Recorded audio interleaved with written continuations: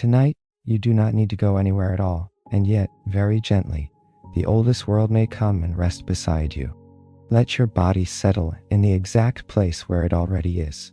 Let the back of your head be supported. Let your jaw loosen without effort. Let your shoulders give up the little hidden tasks they have been carrying. If your hands are folded, let them rest. If they are open, let them be open. If your feet are warm beneath the blanket, notice that warmth for a moment. And if they are cool, let the coolness be small and harmless. Only another part of the night. There is nothing to prepare now, nothing to finish before sleep is allowed to arrive. You do not need to make yourself drift. You do not need to force quiet into your mind. The quiet is already waiting underneath everything, as patient as stone under grass, as patient as the ground or grass, as patient as the dark earth resting below roads, as patient as the dark earth resting below road. Fields, roots, rivers, and all the names people have ever given to the land. And because this is a story about the oldest mother in the oldest world, you may begin by feeling, very simply, the fact that you are being held. The bed holds you. The room holds you. The night holds you.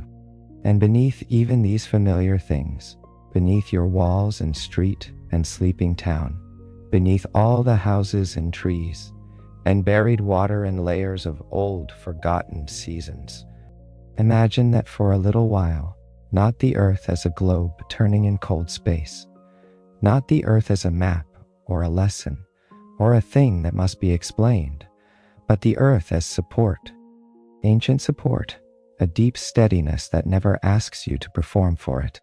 You can give your weight to it. You can give your tiredness to it. You can let the last pieces of the day sink down through you as if they were grains of dust settling through quiet water. In some old tellings, before kings and storms and thunderbolts, before the names of gods became crowded and bright, there was the great mother beneath all life, the first ground, the first resting place, the one from whom so many things would rise. Gaia, Earth herself. A being so old that age cannot quite measure her. A presence so constant that power itself passes over her like weather. And tonight, you do not need to understand her in any hard or scholarly way.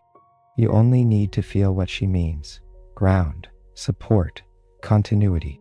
The soft certainty that something remains. If thoughts are still moving quickly, let them move. The story does not mind. The earth has listened to faster minds than yours, and slower ones too. It has listened to grief and celebration, to footsteps, to prayers, to wheels, rain, roots, avalanches, and long spells of silence when nothing much happened at all. It has held all of it. It can hold a restless mind for a few minutes. It can hold a waking body that is trying to become sleepy. Take one slow breath in and imagine it traveling down through your chest, your stomach, your hips, your legs, all the way into the heavy calm beneath you. And breathe out as though the day were pouring quietly into the ground. Again, breathing in, you may imagine the earth not as distant soil, but as an ancient, living steadiness, a mother older than language, older than memory, older than the first firelight reflected in human eyes. And as you breathe out, let your thoughts loosen, one by one. There were ages, the story says, before cities, before bronze, before ships, before temples and poems and family names, before even the sky had settled into its high, clear arch.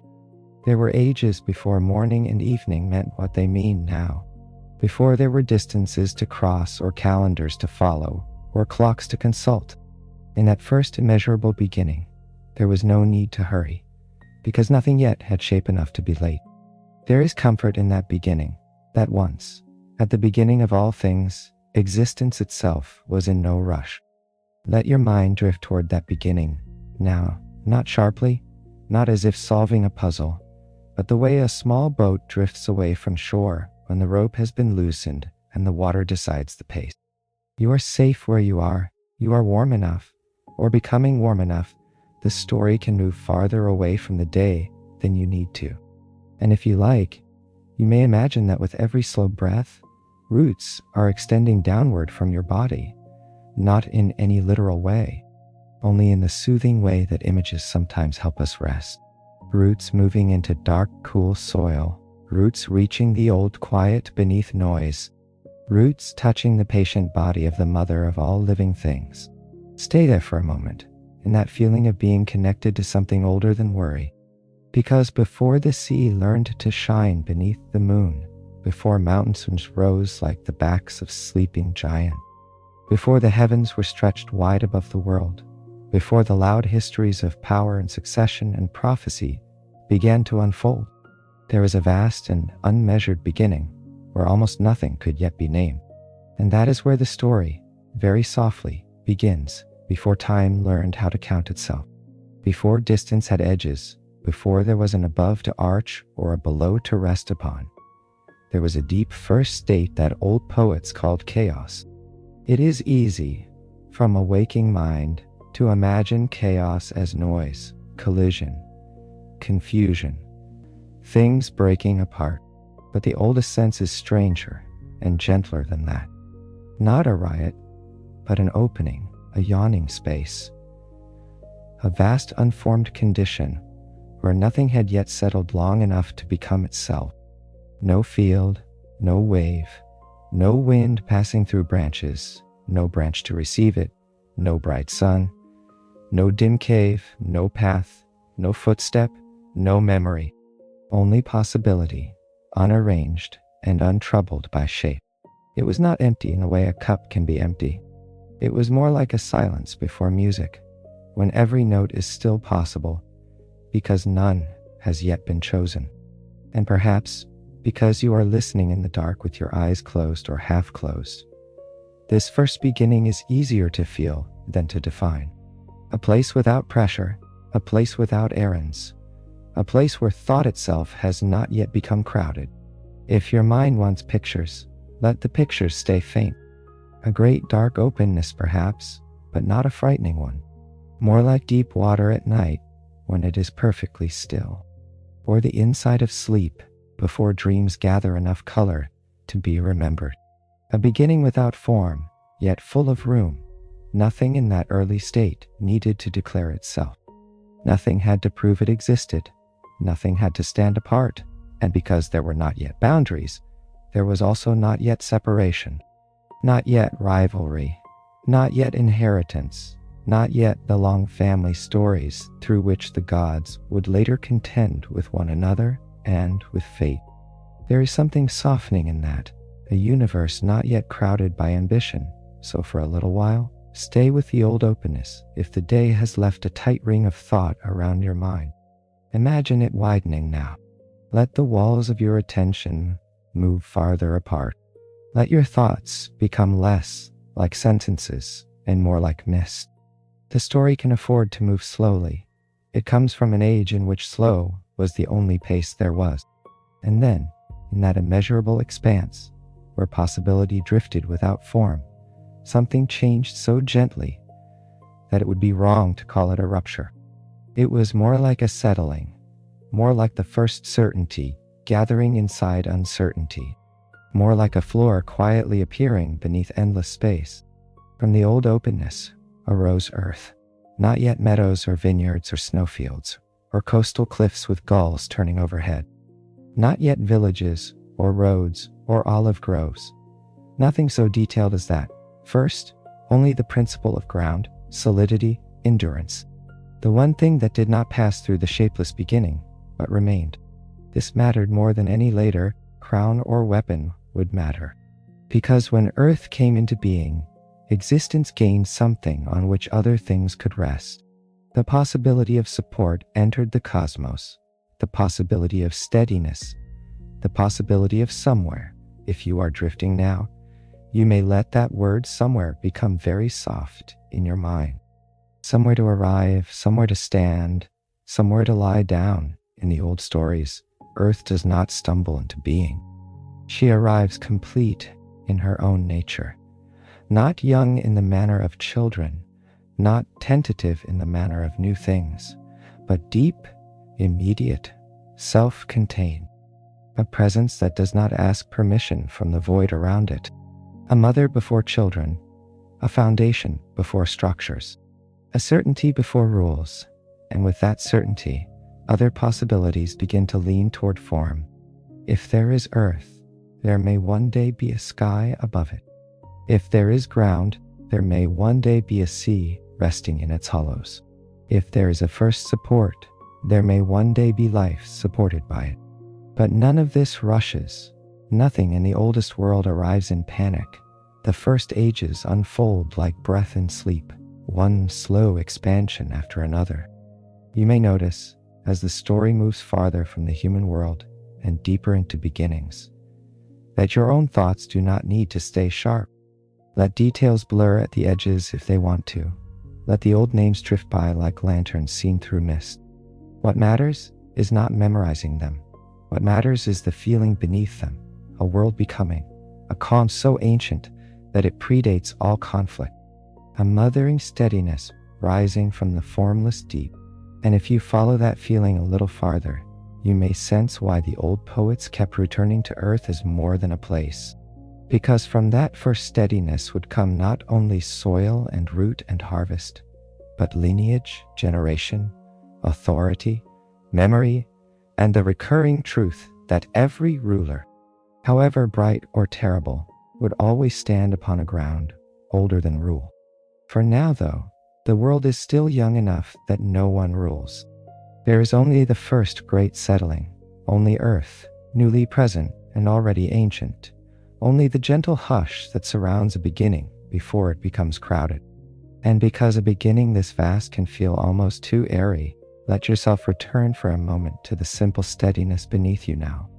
The mattress, the blanket, the floor under the bed, the quiet architecture of support extending downward until it meets the earth outside and below. The same earth that once, in story, rose out of shapelessness to become the first certainty of all. Rest there a moment, because once there was earth, the world could begin to open in directions. Upward, outward, down into depth, and slowly, softly, the first landscape of the cosmos began to appear. The first mother did not make the world all at once. She did not scatter it into being in a burst of noise. Instead, as the old imagination tells it, she unfolded it from herself, patiently, as though the hidden shapes of existence had been waiting inside her all along. First came the high great presence that would answer Earth by stretching above her. The sky, Uranus, not yet crowded with stars, not yet crossed by migrating birds or storm fronts, but already immense, already arching. A roof for the world, a height against which all later mountains would be measured. A vast blue possibility before blue had become a color in any mortal eye. With sky, the cosmos gained direction. There was below, and there was above. There was the weight that bears, and the breadth that shelters. There was the first great companionship of structure. If you imagine it now, imagine it gently. Earth below like a quiet body at rest, sky above like a long, unbroken breath. Then from earth rose the mountains, old aurea, not yet marked by borders or footpaths or foot. Shepherd songs, only the first upsurges of stone, the first lifting of ridges from the deep body of the world. They were not decorations, they were declarations of form, places where earth reached toward the great overhead expanse, where solidity became visible from afar, the land learning how to rise, and after height came depth filled with motion, the sea, Pontus, spreading into hollows and margin, making room for reflection, rhythm, and future journeys that had not yet been dreamed. The first waters were not busy with sails or harbors or shipwrecks. They were older, broader, almost ceremonial in their stillness. Water gathering where earth allowed it to gather, the low places learning how to shine. So the world slowly became layered, ground beneath, sky above, mountains rising between, sea resting where earth curved downward. A very early geography, simple and immense. You might notice how restful it is when the story remains at this scale. No towns, no judgments, no hurried human concerns, only first things in their first relations. And this is one of the secret comforts of old creation stories. When they are told gently enough, they simplify the world again. They reduce it to a few large truths: height, depth, shelter, foundation, distance, water, stone. A listener can become calm among such ancient elements because they do not demand intricate attention. They ask only to be felt: earth supporting, sky arching, mountains rising, sea breathing. Let those shapes move through your mind with the slow repetition of waves. In time, the old myths say, the relation between earth and sky became more than arrangement. It became union. The world, having found its basic shape, began to generate new life through this primordial closeness. And here, the story shifts from pure landscape toward lineage, from the calm architecture of the world to the long family of powers that would inhabit it. But before names begin to gather, linger a little longer in the beauty of this first formed world. No war yet, no prophecy yet, no child yet hidden away in a cave, only the wide body of earth beneath the endless arch of sky, with mountains rising like thoughts, and the sea lying quietly in its own blue-minded silence. If your breathing has become shallower, let it lengthen just a little. Not because you must do anything right, only because the story has opened such wide spaces that the body often follows. Breathing in, the sky expands. Breathing out, the earth receives. Breathing in, the mountains rise. Breathing out, the sea settles. There is a rhythm here that comes before language. It may be one reason such stories endure. Not because every detail must be remembered, but because their earliest movements are close to the movements of rest itself. Expansion and return, lift and release, shape and stillness. And from within that rhythm, earth and sky began to bring forth a generation unlike anything that had existed before. Beings no longer only places or conditions, but powers with tendencies, identities, futures. A family, the beginning of inheritance, the beginning of the great recurring pattern that would one day trouble even the god. Parents making children, children inheriting worlds, worlds changing hands. For now, though, the first children come slowly, and it is enough to meet them not as a crowded list, but as a widening field of presence. Some would hold memory, some would hold law, some would hold the far turning of heavenly order, some would hold waters, light, endurance, force, and some, strange and immense, would carry raw elemental power in forms that even their own father would not wholly welcome. The world was growing more populated now, but because it was still the earliest world, everything remained close to symbol, close to essence. No one was ordinary. Each being represented a deep structure of existence. To listen to them arrive is almost like listening to the universe decide what kinds of force it will need. Memory, law, brightness, tidal vastness, celestial fire, strength that exceeds comfort. The old mother below all things gave them room to emerge. She had become not only ground, but genealogy itself. And so the broad calm of landscape slowly became the broad calm before succession. Because once a world contains generations, it also contains the future.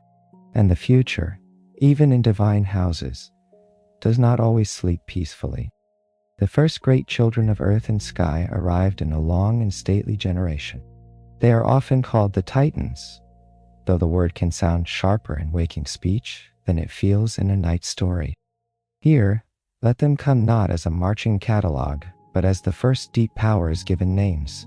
Some were linked with radiant sight and far-seeing brightness. Some with the memory that preserves songs and histories. Some with the hidden order by which law feels older than the judge who speaks it. Some with the great world encircling waters. Some with the movement of heavenly light. Some with the line that would, in time, come near the mortal world. They belong to an age before the swift personalities of the Olympians, before thunder became the emblem of one victorious ruler. Their scale was older, broader, quieter. They were less like a crowd in a royal hall, and more like immense conditions settling into place across the young cosmos. Imagine them that way, a daughter whose being leans toward memory, and all future stories already rest a little more securely in the world. A daughter whose nature inclines toward law, and the first outline of justice becomes possible. A son whose domain touches waters so vast that the eye cannot comfortably trace them to an end. A son associated with the far courses of heavenly fire, as though sunlight is preparing in the distance for its future role. A son through whom later living lineages will eventually approach the human sphere. A youngest son, quiet for now, but carrying within him a dangerous readiness to act when the moment arrives. This was the Titan brood, and already the cosmos felt fuller. But earth and sky did not stop there. There were also the Cyclops, three mighty beings of singular sight, not simple brutes as later retellings sometimes flatten them into, but old powers of craft, force, and concentrated vision. To imagine them only as monstrous is to miss something deeper. They belong to the fierce raw edge of creation, to the part of the world that knows how to make fire meaningful, how to shape power into form. In another age, they would be remembered for forging gifts that change history. For now, they rest at the edge of becoming, strong and unfinished. And then, stranger still, came the 100-handed ones, so immense that the mind almost prefers not to count them closely. Their many arms and many heads do not need to be pictured with harsh precision tonight. It is enough to feel what they mean: excess strength, overwhelming capacity, a scale beyond comfort, the young cosmos experimenting with forms too large and forceful for easy peace. Here, if your thoughts are becoming a little too bright, let them soften again. You do not need to visualize every detail. Let these beings remain half-veiled, as old myth often is when it is kind to sleep. Only this is important. Earth had given birth to powers of enormous range, from memory and law to thundercraft and impossible strength. The world was no longer a simple arrangement of sky and sea. It had become a household of generations, and in households, even divine ones, feelings begin to matter. The mother, Earth, carried all these children with the vastness of her nature. She was the room in which they existed, the foundation beneath every new power. But the father, Sky, looked differently upon some of what had come into being. Very old stories know this sorrow well. What is strange may awaken fear. What is too strong, too difficult, too unfamiliar, may be pushed away, not because it is evil, but because it threatens what already exists. So it was with Uranus. The Titans in their brightness and stature belonged clearly enough to the world. But the Cyclops, and the 100-handed ones most of all, stirred unease in him. Their force was too great, their forms too unsettling, their future too hard to control. Instead of allowing the whole of his offspring to enter the open world, he held some of them back, pressed them away from light and space, forced them down into the deep body of their mother. It is one of the earliest sorrows in the mythic world. Not the destruction of children, not yet, but their refusal, their denial, their confinement before they have even fully begun. The earth felt that burden. How could she not? She who had become the first support of all things was made to hold life that was not permitted to unfold. The weight of her hidden children grew within her, not merely weight of flesh or stone, but the pressure of arrested possibility. Creation itself, slowed and cramped. You may feel the tone of the story change here, only a little. We move from pure world-making into the first quiet tension. Yet even now, do not let the mind become too alert. The tension is old and slow. It has the heaviness of weather gathering, not the sharpness of alarm. Earth below, patient but burdened, sky above, vast but withholding. Children between them, some visible, some denied. If that image feels dense, return for a moment to the physical ease of lying down. Let the bed receive your shoulders again. Let the blanket be enough. Let the night remain simple around you. The story can carry the weight now. Because in the long old pressure between earth, who wished to bring forth, and sky, who wished to contain, something new was beginning to form. Not another child at first, but a decision. And once a decision enters the earliest world, the age of innocence ends. Still, it ends softly, as if deep below stone, a whisper had begun. Earth had been patient longer than any listener could count. She had borne the first world. She had raised mountains, opened seas, received the weight of the heavens, and brought forth children whose powers ranged from luminous order to terrible strength. She had given room again and again, yet now she was made to endure a different labor. The labor of holding what had been born but not released. In the oldest stories, patience can slowly become pressure, and pressure, if it deepens long enough, can become intention. So Gaia began to think, not in restless circles as human minds often think, but in the slow geological way of first being. A thought heavy as ore, a thought with edges, a thought that does not flicker and vanish, but settles deeper and becomes real. From within herself, from the hidden resources of stone and metal and the dark rich veins of the earth, she fashioned a sickle. Not a farmer's tool in any ordinary sense, for no harvests yet ripened in fields. Rather the first instrument shaped with purpose, the first sign that change might be made, rather than merely suffered. It curved like a crescent moon before moons had become familiar companions of the night. It held in its sharp arc the possibility of separation. This is an important turn in the story, though it need not wake you, because even now, the deepest movement is not violence. It is release, space, the desire for the world to breathe. Gaia did not force all her children into action, she spoke to them. And one by one they held back, perhaps from fear, perhaps from reluctance, perhaps because destiny had not settled inside them in the same way. Only the youngest Titan, Cronus, listened fully. The youngest is often the one through whom old stories send change. Perhaps because what is youngest has the least investment in the permanence of the current order. Imagine him in that earliest age, not yet the hard, fearful ruler he would later become, but a son still near enough to his mother to hear what suffering sounded like in the body of the earth.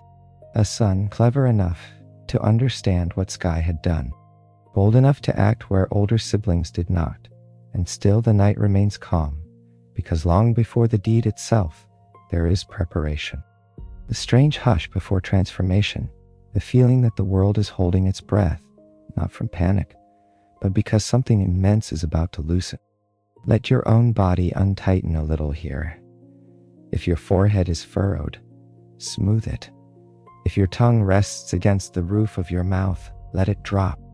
If your breathing has shortened while listening, let it return to the older pace. The earth below the story is still earth, the mother below. All conflict is still the mother. Nothing essential is lost in time. Uranus descended again over Gaia, as Sky returned to earth in the old enclosing way.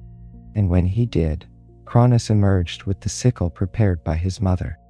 What follows in myth is often told starkly. Tonight, let it be told as a change in the architecture of the world. A dividing, a lifting away, a great loosening. The closeness between earth and sky was cut. What had been pressed together parted. What had been cramped open. Space entered the cosmos in a new way.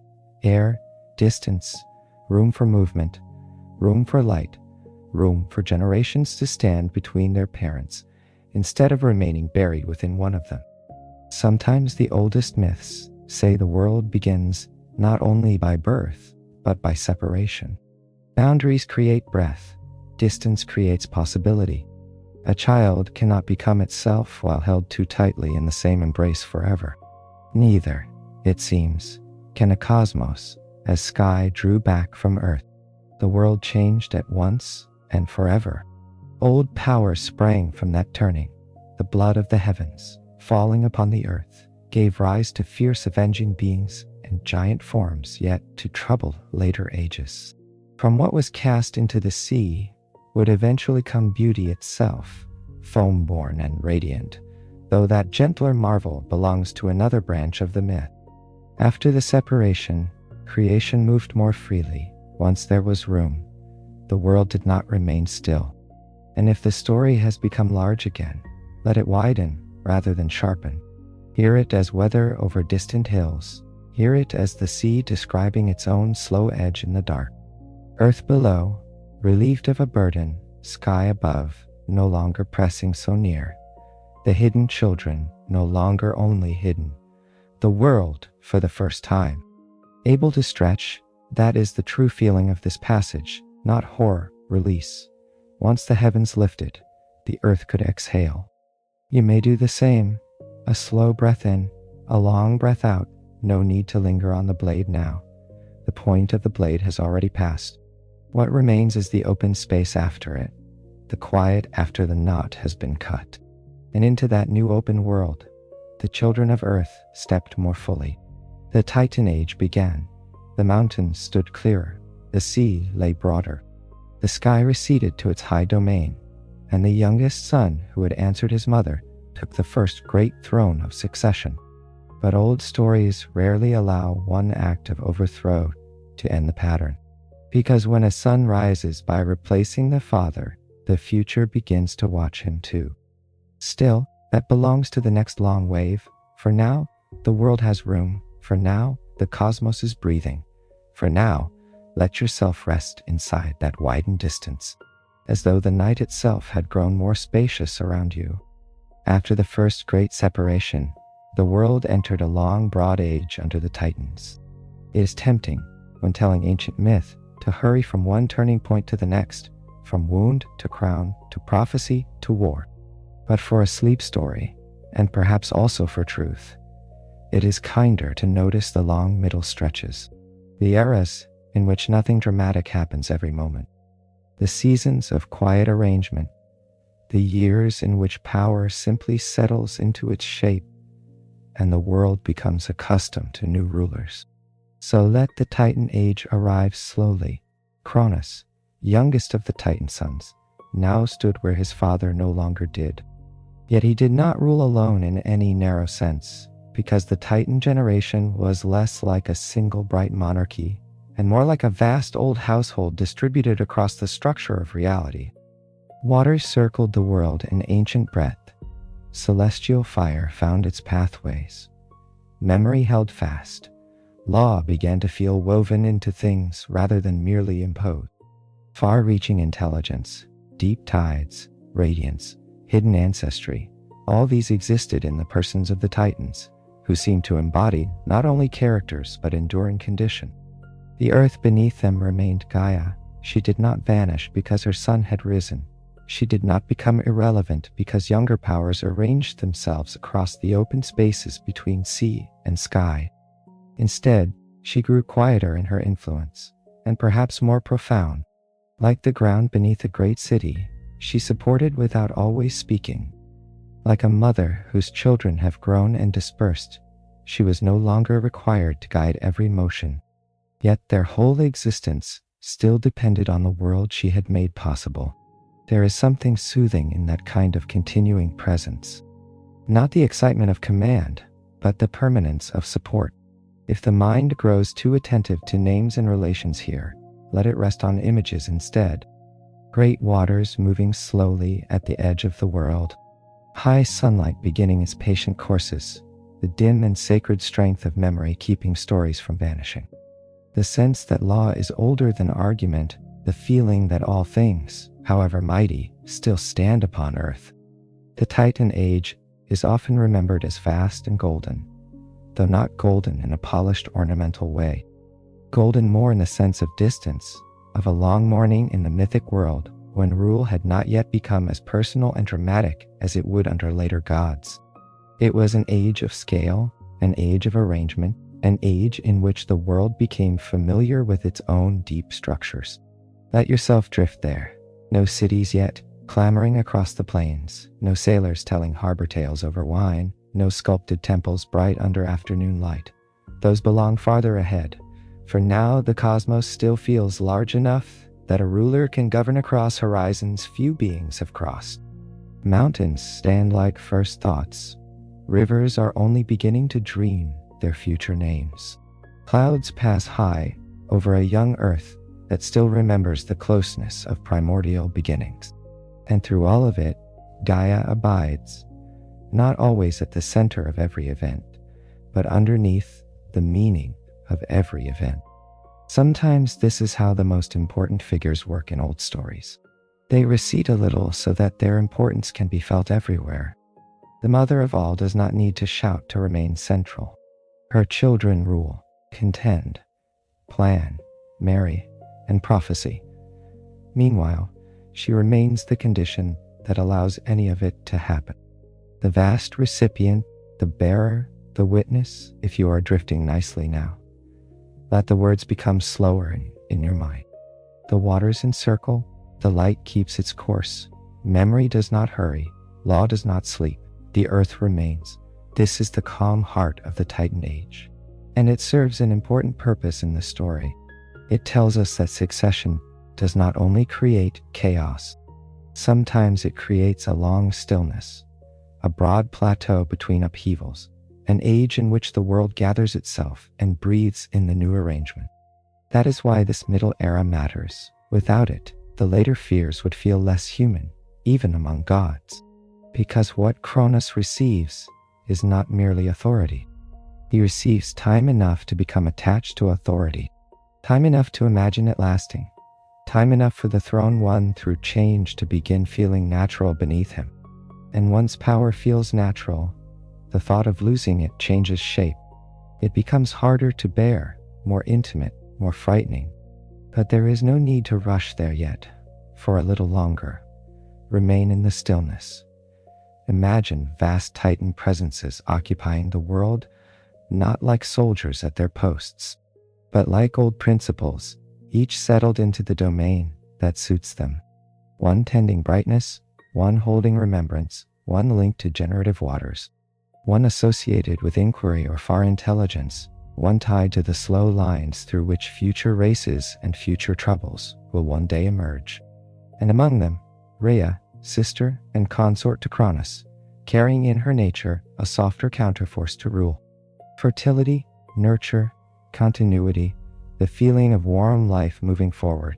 Earth below them all, sky still high and distant, the world broad and orderly enough that even a tired mind can rest in it. If your body needs another invitation to soften, let your ribs release around the breath. Let your knees fall open or still themselves, whichever is more natural. Let the weight of the blanket become the whole assignment of the night. The story is doing the rest, because beneath even this long calm, something older than rule is already at work. The pattern that began when Sky feared his children has not ended with Sky.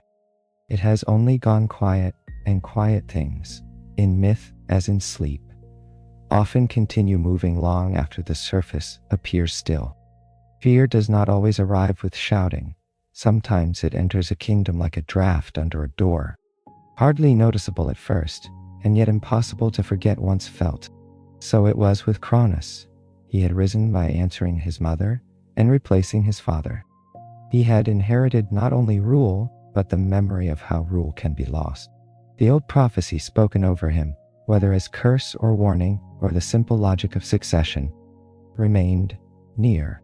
One day, a child of his own would do to him what he had done to Uranus. Once heard, such a foretelling does not leave easily. At first, it may have been only a passing shadow in thought, a private unease, a hesitation when imagining the future. But the Titan Age was long, and long ages give fear time to root. The more settled his world became, the more terrible disruption appeared. He who had benefited from change began to dread it. This is one of the deep, repeated truths inside the mythology. Every generation praises renewal until renewal turns its face toward them. Rhea, his queen, bore children into this tense and splendid world. The first came, and the prophecy stirred. The second came, and the fear deepened. The third, the fourth, the fifth. With each birth, a choice confronted Cronus, and each time he chose possession over trust, containment over risk.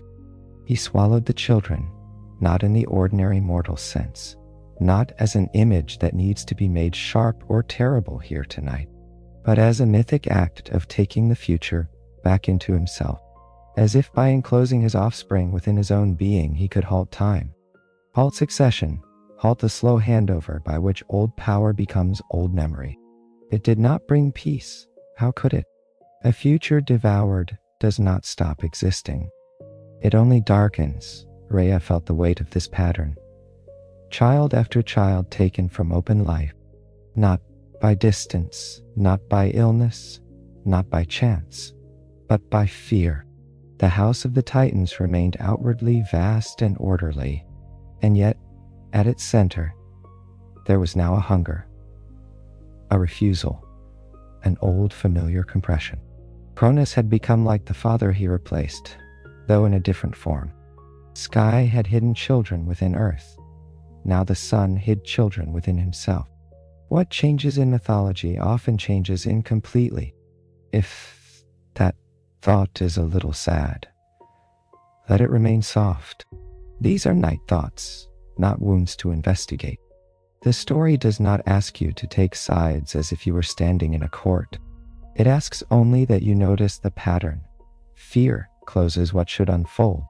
Power clenches around what it cannot keep forever. The old mother below all things watches thee. Repetition, and knows, with the patience of stone, that cycles do not end by being denied. And now, if your mind has brightened with the tension of the prophecy, return for a moment to safety. Feel the weight of your body again. Feel the surface beneath you doing its simple, faithful work. No child is being hidden here. No throne is under threat. No prophecy concerns your room tonight. There is only your breath and the old story moving around it. Inhale and let the chest expand. Exhale and let the whole day sink farther away. The earth beneath you is not afraid of succession. Autumn becomes winter. Night becomes sleep. Breath enters and leaves. Nothing in the deepest rhythms is offended by change. Only the grasping part resists. That is why Gaia remains such a comforting presence, even when the stories around her grow uneasy. She knows how things pass into one another. She knows how old roots feed spring leaves. She knows that to hold too tightly is to create strain. To bear is not the same as to imprison. So when the sixth child was about to be born, Rhea turned where frightened children and burdened rulers so often turn in ancient stories. Back toward the older mother. Back toward Earth. Back toward the one who had already seen one generation replace another, and knew that force alone cannot stop what destiny has already begun to shape.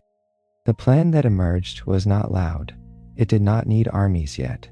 It began in secrecy, in maternal cunning, in the sheltering intelligence that knows survival often arrives quietly. A stone would be wrapped. A child would be hidden. A father would swallow what he believed to be the infant.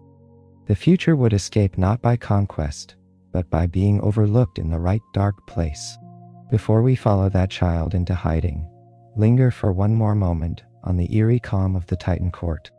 Outward order, inward fear, a ruler who has everything he once desired, yet cannot rest because he knows the pattern of replacement too well. A mother who continues to bear life even when life is being taken from her arms. And beneath them all, Gaia, silent and immense, as if the earth itself were waiting for the right hidden seed to survive the winter of fear. The next movement of the story will be gentler than the tension suggests. Not louder, not harsher, gentler, because the future, for a while, will sleep in a cave. The child who would change the order of the world did not begin in thunder. He began in concealment. Rhea labored under the shadow of fear, but she did not labor alone in spirit. Gaia, ancient mother, source of lineages and witness to the repeating habits of power, offered counsel. The newest child would not be surrendered. He would be carried away from the center of Titan rule and hidden where the searching mind of a fearful father would not easily think to look.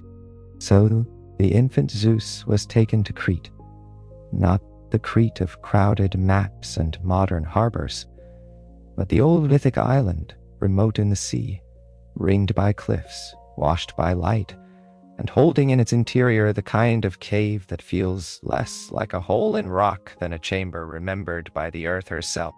A place where secrecy is not nervous, but natural. A place where stone and shadow become protection. If you wish, picture the journey only faintly, the baby wrapped close, the night sea calm enough for quiet passage, the island waiting, the cave mouth dark and patient, the earth, in one of her oldest gestures, making room again for what must survive. There is something especially soothing about this part of the myth. After the swallowing, the fear, the closed fist of prophecy, the story moves underground and becomes almost domestic in its tenderness.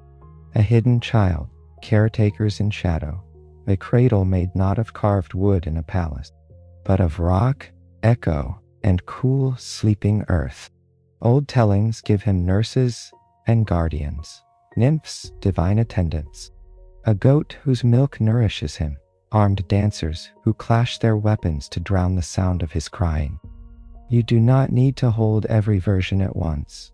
Let them gather like dream fragments around one central truth. The future was protected by small acts of care.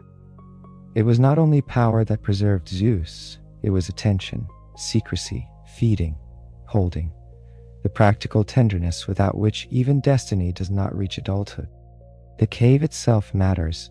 Caves in myth are often more than shelter. They are womb-like places, thresholds between hidden and revealed, between what is forming and what is ready to emerge. To hide Zeus in a cave is, in a sense, to return him to earth without returning him to imprisonment. He is held, not trapped, concealed, not denied. The difference is everything. If your mind is growing happily drowsy now, stay with that difference. Held, not trapped. Resting, not erased. Protected, not forgotten. Those are gentle distinctions, but powerful ones, and they help make this middle passage such a quiet resting place in a long myth. The world above is still ruled by fear. Cronus still believes he has outsmarted fate. The older gods still inhabit their domains, yet below that visible order, in a hidden hollow of the earth, another order is quietly gathering. Zeus grows, not too quickly in the telling. Let growth take time. Let years lengthen and soften. Let the hidden child become first a watchful boy among stone walls lit by morning at the cave mouth. Then a youth, learning his strength in secret. Then a young god, whose destiny no longer fits easily inside concealment. Through all those years, Gaia remains present in the background of the story, not as a constant speaking voice, but as environment, protection, foundation. The cave is part of her. The island rests upon her. Every step he takes is taken on her body. And while he grows, the world above continues under the uneasy stillness of Titan rule. This contrast is pleasing in a sleep story. The visible realm unchanged. The hidden realm slowly ripening. A fearful king above, a sheltered future below. The sea between them breathing in its ancient rhythm. If you would like another return to safety here, take it. Feel your blanket as a kind of cave roof, soft rather than stone, but enclosing all the same.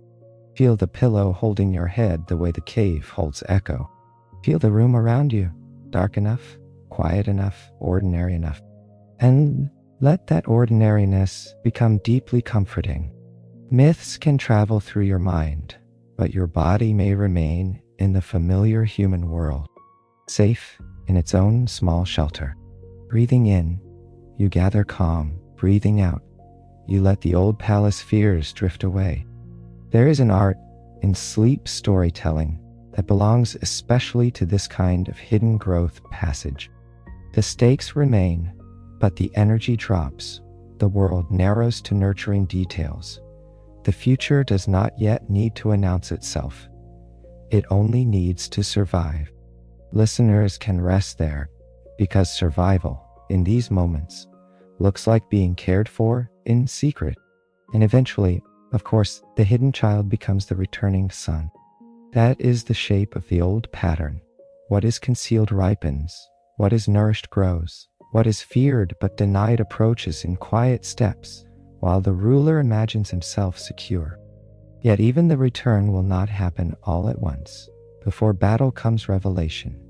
Before revelation comes release, those swallowed siblings, still held within Cronus, have not ceased to exist. The future has been hidden in two places at once, in the cave, and within the very body of the king who would not let the next generation begin. So the story gathers itself again, but not too sharply. Stone, secrecy, milk, sleep, and time have done their work. The child preserved by earth is ready to move toward daylight. And the old order, though it does not yet fully know it, has already begun to loosen from within. When the hidden years had ripened enough, Zeus returned not merely as a son seeking his place, but as the long answer to a fear that had ruled too long. There are many ways old storytellers describe what happened next. Some speak of cunning, some of a potion, some of an arrangement in which Cronus, deceived or compelled, gave back the children he had swallowed. Tonight we may tell it in the gentlest, useful way. The future, once hidden, began to come back into the open. And what had been kept enclosed could no longer remain enclosed forever. One by one, the siblings emerged into the world that should always have been theirs. Hestia, linked to hearth and inward steadiness. Demeter, bearer of ripening and grain, yet to matter greatly among mortals. Hera, regal and far-reaching. Hades, dark and deep as the hidden places of the world. Poseidon, sea-minded and forceful. They come back not as infants in need of immediate rocking, but as powers restored to rightful visibility, as though time within myth makes room for what logic would otherwise question. The important feeling is not literal sequence. The important feeling is release. The house that fear tried to close has opened for a little while. Stay with the wonder of that.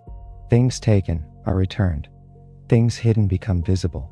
The old future, denied, steps out alive. Gaia, though not always standing in the center of the scene, remains close in meaning to all of it. She had aided the rescue. She had once before helped one generation displace another. She knows the weather of succession better than any crowned figure. Yet unlike those who panic before change, she does not mistake transition for collapse. In her old patient way, she allows the world to move from one age toward another. But ages do not hand themselves over without resistance. The children restored to open life, and Zeus most of all, would not inherit simply by existing. The Titan order had to be challenged. And in these old stories, challenge comes not only through speeches and claims, but through alliances, releases, and the waking of old buried powers whose earlier confinement now proves crucial. Zeus, and those who stood with him, freed the Cyclopes and the 100-handed ones from their deep imprisonment. That detail matters more than it first appears to matter. The very beings once rejected by Sky for being too strange, too powerful, too difficult, become essential to the new age. Myth likes this kind of reversal. What old power hides, new power may depend upon. What one generation fears, the next may welcome. The Cyclopes, masters of fierce making, fashioned weapons of rule. Lightning for Zeus, the trident for Poseidon, the helm of hiddenness for Hades. Gifts of force, sea power, and unseen movement, all emerging from deep craft long buried beneath the world.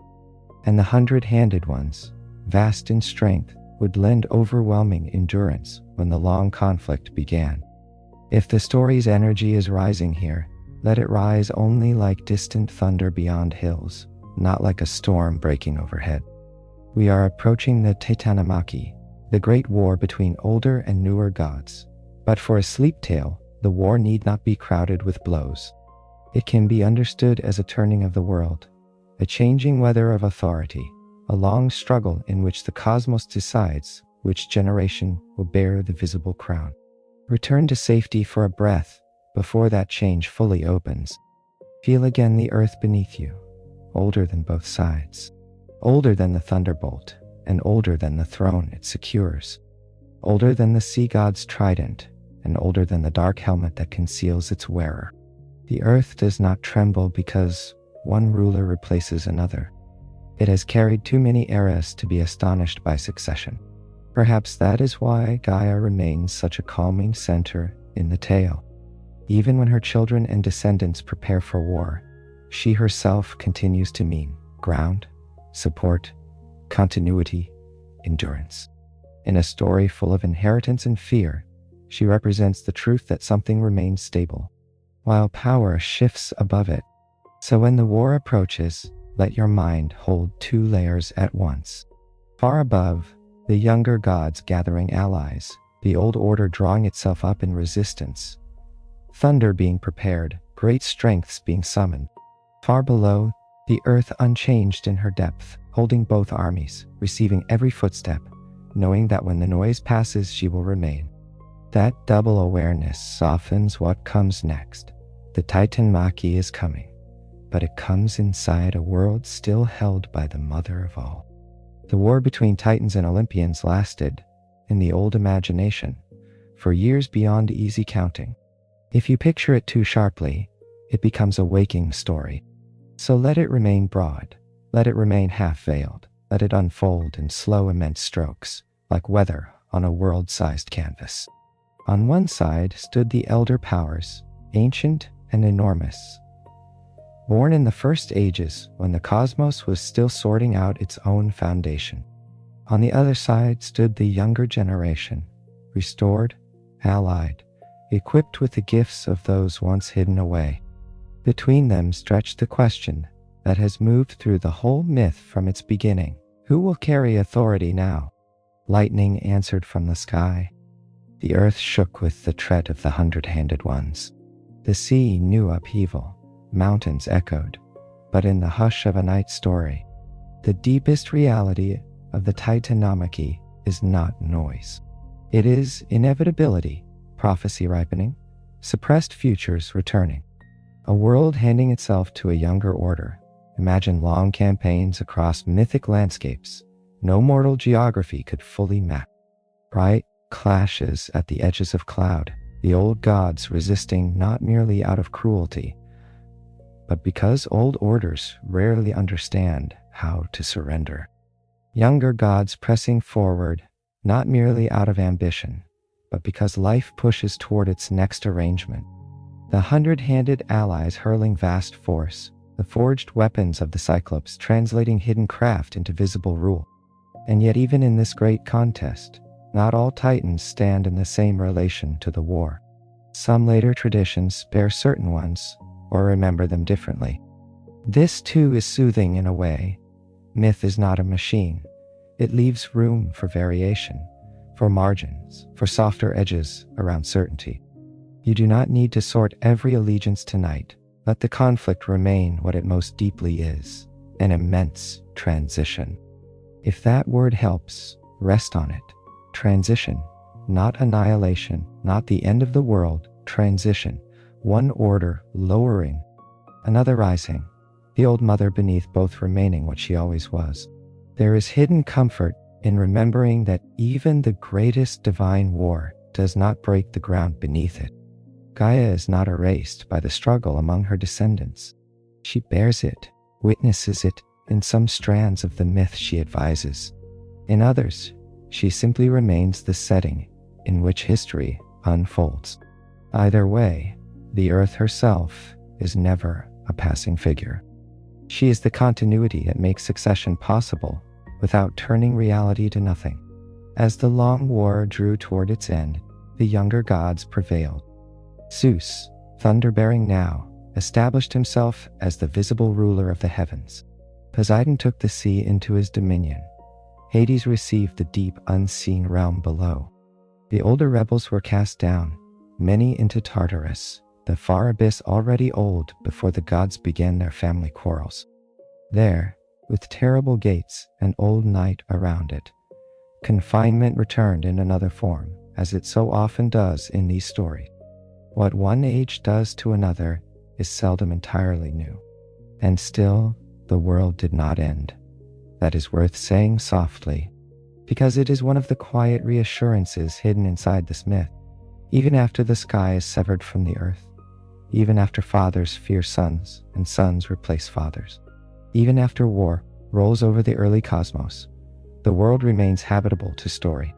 The mountains still stand, the sea still moves, earth still bears. Life has not been canceled by change.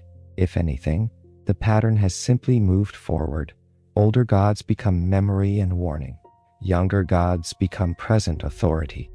The world, once again, settles around a new center. If your thoughts are fading at the edges, let them fade. The war need not be held in full detail. It is already becoming distant. Hear it now like a storm receding out over water. The thunder grows fainter. The air grows stiller. The younger order has taken shape, and the cosmos begins the slow work of getting used to itself again. Return to the feeling of support. The bed beneath you, the room around you, the earth beneath the room. Immense and unoffended by the rise and fall of divine houses. What mattered most in the war has already happened. The younger world has emerged. The hidden child has become king. The swallowed future has returned. The old pattern has completed another cycle. And yet Gaia's story is not finished, because even after a victory, the earth can still remind the victorious that they stand upon older powers than their own. Deep below the new Olympian brightness, older force still slept. And sleep, in old stories, is not always the same as ending. Victories in myth have a way of sounding final when told quickly. In waking summaries, Zeus wins, the Olympians rule, and the story marches onward as though the older world has been neatly put away. But old earth stories are wiser than that. They know that what is buried does not cease to matter. They know that foundations hold memory. They know that beneath every bright new arrangement, older forces remain. So after the Great War, when the Olympians had established their shining order, and the heavens now answered most clearly to Zeus, Gaia still endured as what she had always been: mother, ground, source, witness. The defeat of one generation of her children did not empty her of power. It did not end the deeper fertility and unrest that belonged to Earth herself. If anything, it drew attention once more to how much lay below the visible surface of the new age. From Gaia and the deep abyss came later offspring, beings less like orderly rulers and more like eruptions of buried force. The giants arose, enormous and earthborn, embodiments of the world's refusal to be fully tidied by any single regime. They belong to the old truth that the earth contains energies larger than palaces, laws, or thrones. They are upheaval given shape. Stone deciding to stand up, soil remembering that it can be more than something walked upon. And later still came Typhon, vast and terrible in scale, a being the myths surround with storm, fire, and writhing immensity. Yet, even he may be felt, in the softer language of night, as something more elemental than villainous. He is the reminder that the world is never completely domesticated. However secure the new gods may feel in their arranged heavens, the raw sources of force have not vanished. They remain in caves, in mountains, in depths, in winds that suddenly seem older than the gods who claim to govern them. This is another place where daylight retellings often become sharp.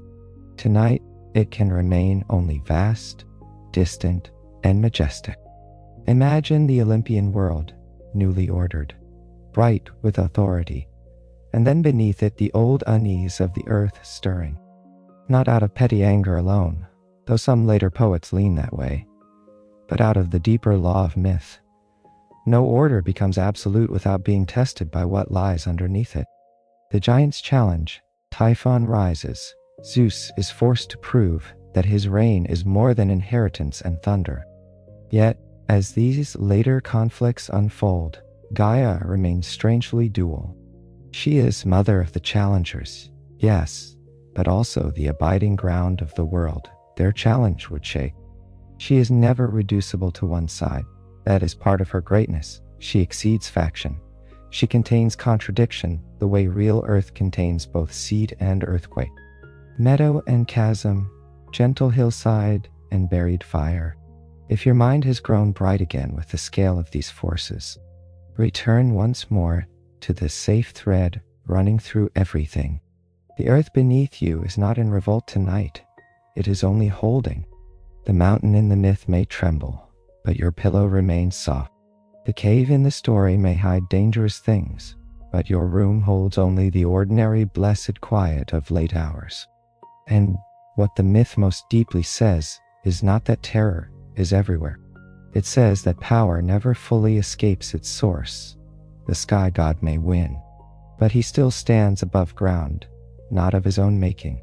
The thunderbolt may strike, but the ore that allowed the weapon to be forged came from depths older than the hand that threw it.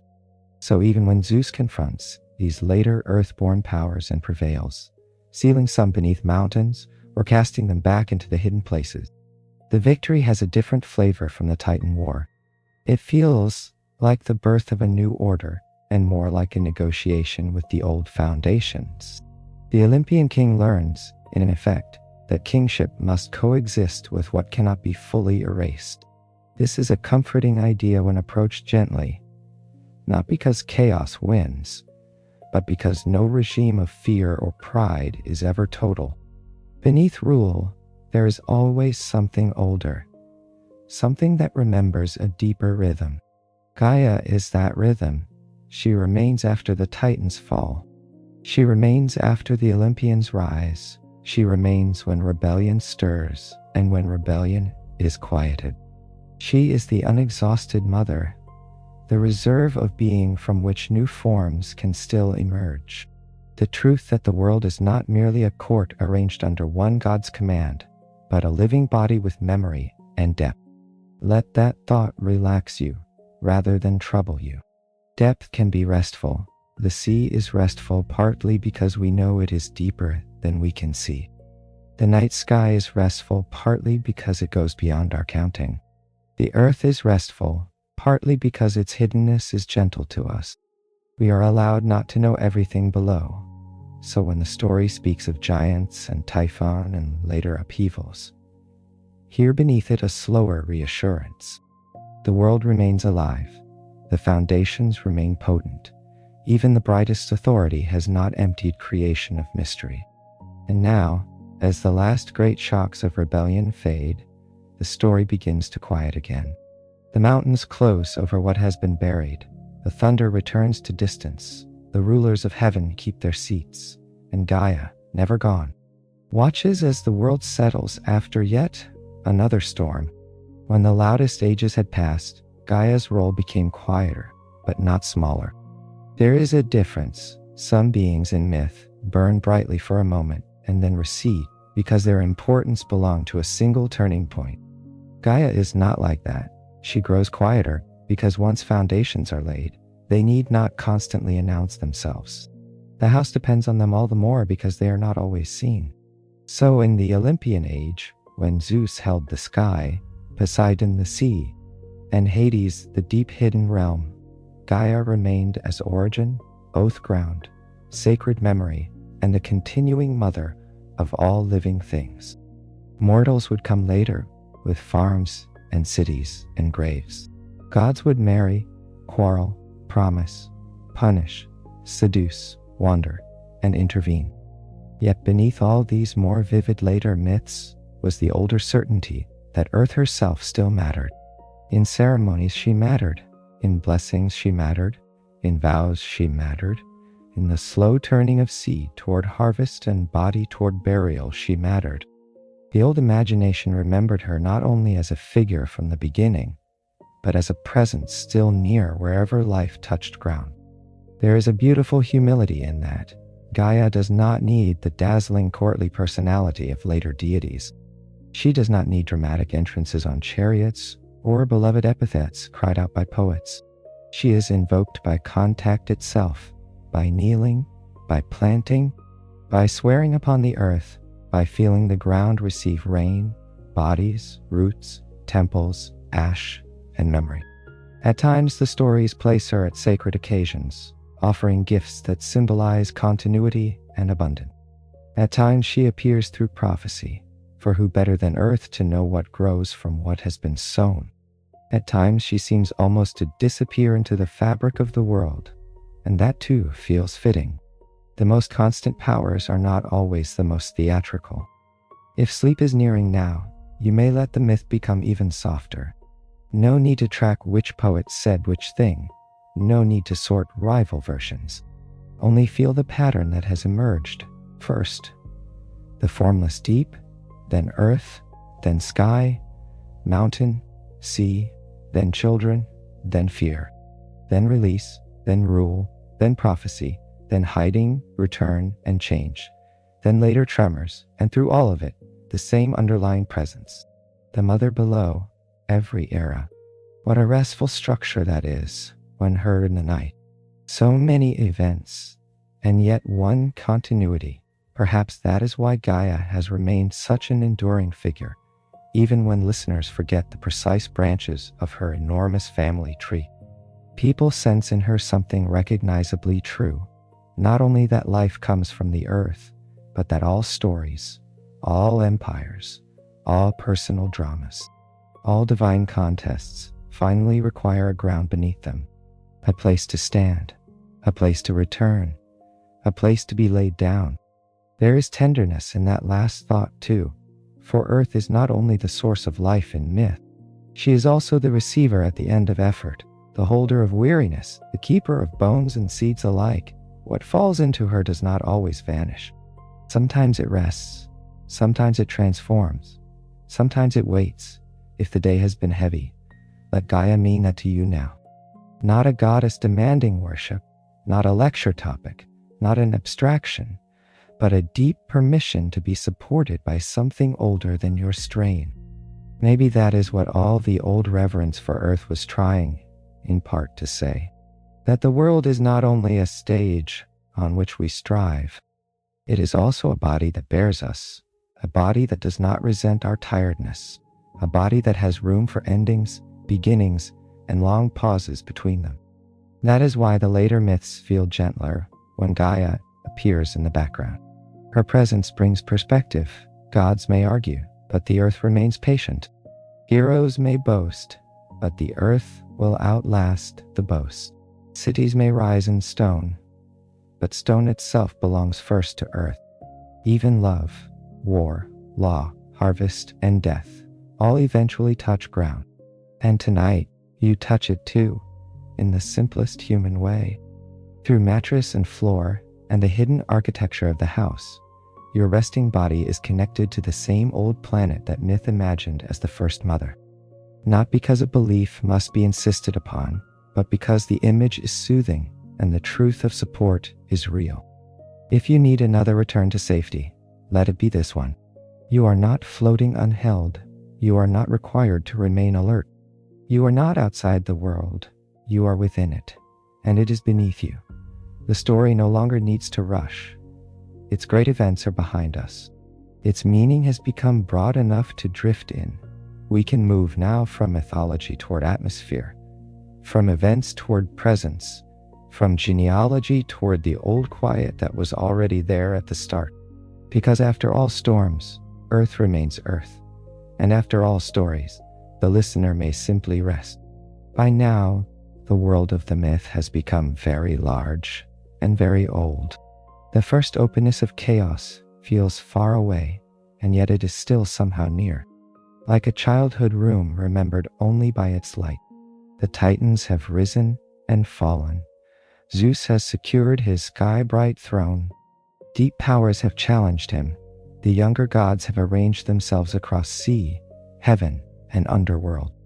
Mortals, though only lightly touched in this tale, are waiting somewhere ahead in time with their fields and funerals and song.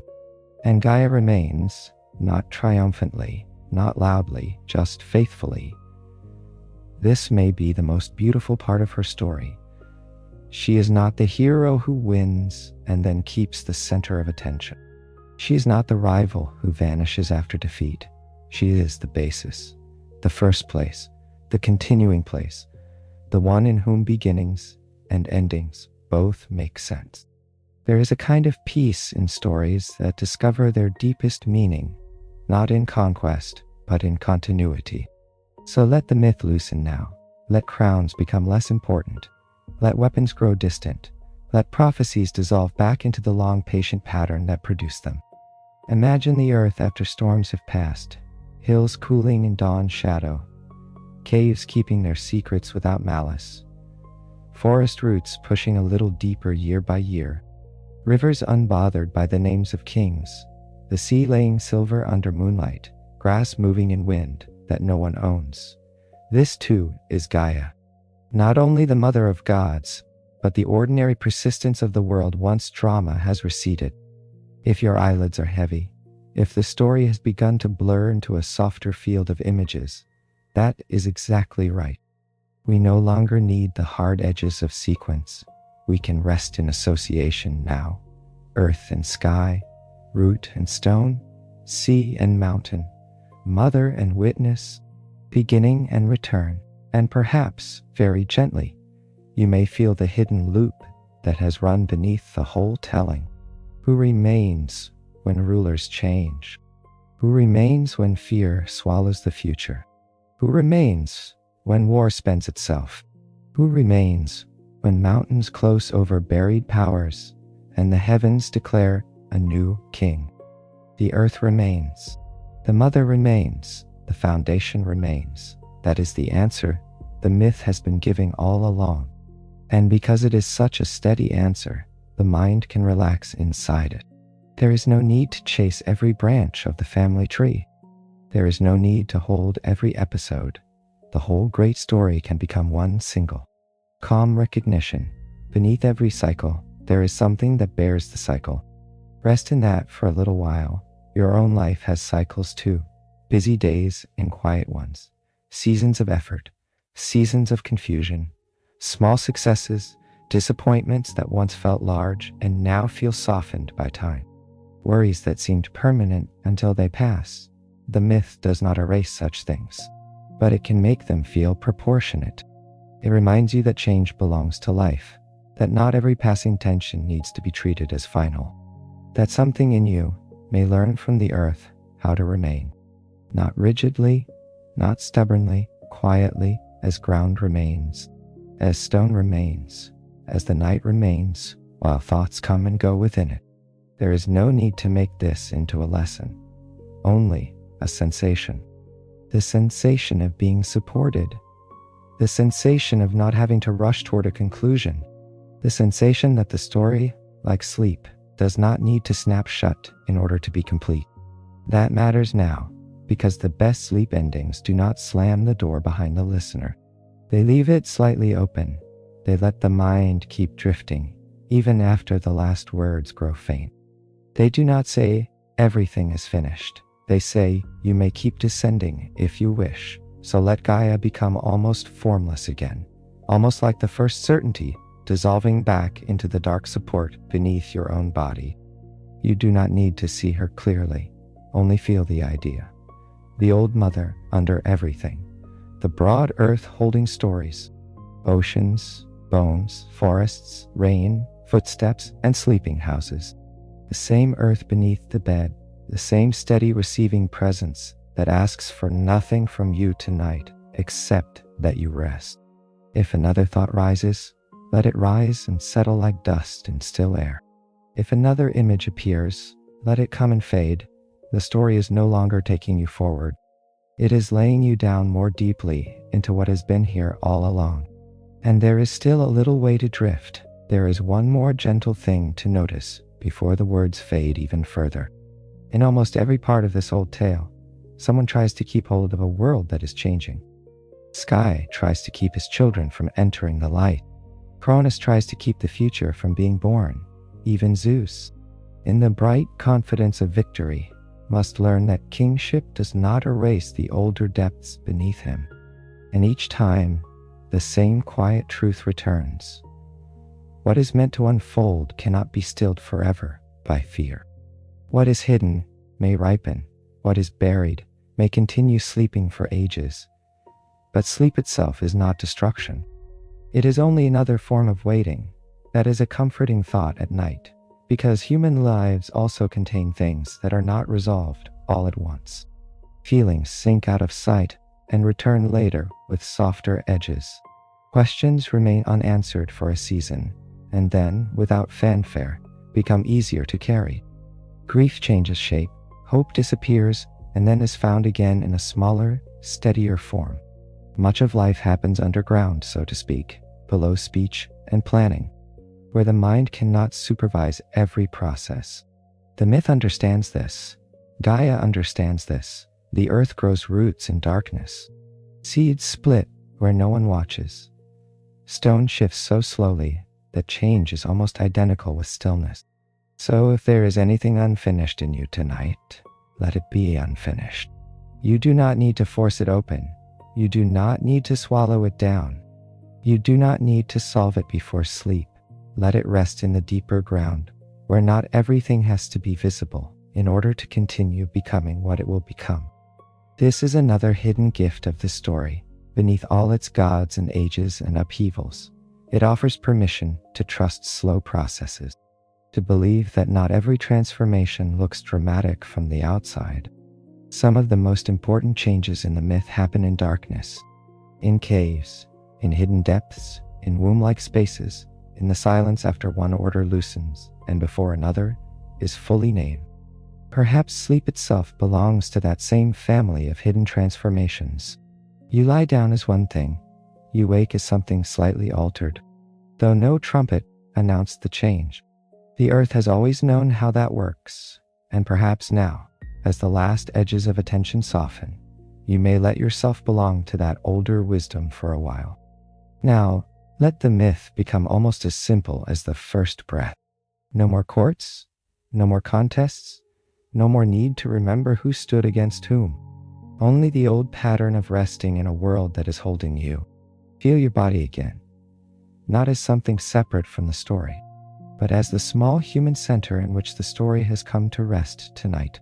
Your forehead soft, your eyes heavy, your mouth at ease, your shoulders no longer lifting the day, your back received, your legs quiet, your hands without tasks. There is earth beneath all of this, beneath the room, beneath the street, beneath the sleeping roofs and trees and wires and stones and water lines. Beneath all the human arrangements of this place and this century, the same old ground extends in silence. It has outlasted empires. It has outlasted languages. It has outlasted every fear that once felt larger than life to those who carried it. It will outlast the small, unfinished pieces of today. You may hand those pieces over now. Hand over the conversations that are still echoing. Hand over the plans that did not settle. Hand over the things you meant to solve before sleep. Let the earth be heavier than they are. In the story, Gaia held children, monsters, mountains, prophecies, secret caves, and the tread of gods at war. Surely, she can hold a few human worries without strain. Surely the ground beneath you is wide enough for one more tired mind to rest. Breathe in gently, and as you breathe out, imagine the last little efforts of the day draining downward, through the bed, through the floor, into the patient dark where nothing needs to be answered. Tonight, Tao. If you are still listening closely, you do not need to. If you are already drifting, you may drift more. If you are somewhere between waking and sleep, that is a very good place to be. Picture, if you like, the world after all myth has gone quiet. The sea at night, not storming, only breathing, a high hillside under stars. A cave mouth dark and harmless in the distance, olive leaves motionless before dawn, the deep field smell of soil after sunset, a mountain keeping its shape in darkness. Somewhere far below, roots, somewhere farther still, old stone, somewhere deeper than that, the calm of things that do not hurry, all of it held in earth, all of it resting in the body of the mother of all. And because endings need not close like doors, we do not have to say the story is over in any hard way. It is only receding, only sinking a little deeper, only becoming part of the night around you, the way a distant bell becomes part of evening air once it has faded enough. Perhaps, on another night, another old story may find you when you are ready for it. But that does not matter now. Now there is only this breath and the next one, this blanket and the next slow settling of the body, this gentle awareness that you are allowed to stop carrying everything. The rest of the world can drift downward on its own for a while.